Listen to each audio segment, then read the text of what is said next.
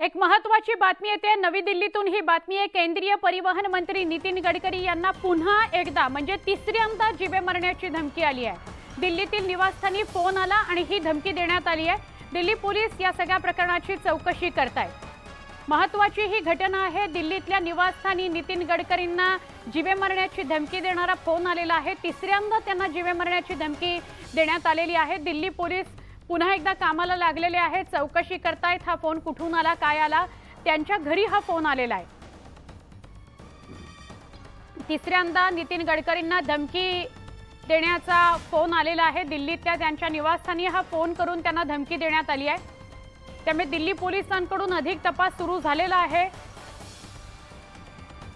युद्ध पातळीवर छडा लावला जाईल, नेमका हा फोन कुणाचा आला होता।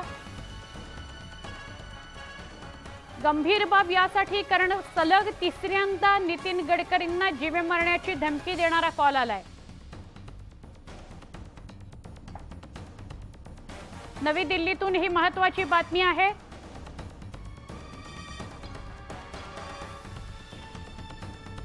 अजून एका मोठ्या बातमीकडे वळतोय। पुण्यातून ही बातमी आहे। पुण्यातील डीआरडीओ हनी ट्रॅप प्रकरणासंदर्भातली बातमी। प्रदीप कुरुलकरला आज कोर्टात हजर करण्यात आलं। कुरुलकरची न्यायालयीन कोठडीत रवानगी झालेली आहे। कुरुलकरला 29 मे पर्यंत न्यायालयीन कोठडी सुनावण्यात आली आहे। कुरुलकर यांची आज न्यायालयीन कोठडीत रवानगी झाली आहे। 14 दिवसांची एटीएस कोठडी पूर्ण झाल्याने न्यायालयीन कोठडी त्यांना मिळालेली आहे। 29 मे पर्यंत न्यायालयीन कोठडी त्यांना देण्यात आली आहे। कुरुलकर यांना आज कोर्टात हजर केलं होतं, तेव्हा ही बाब समोर आली। 2 मे रोजी त्यांना अटक झालेली होती। आता न्यायालयीन कोठडीत जातील कुरुलकर। पुण्यातील डीआरडीओचं हनी ट्रॅप प्रकरण आहे।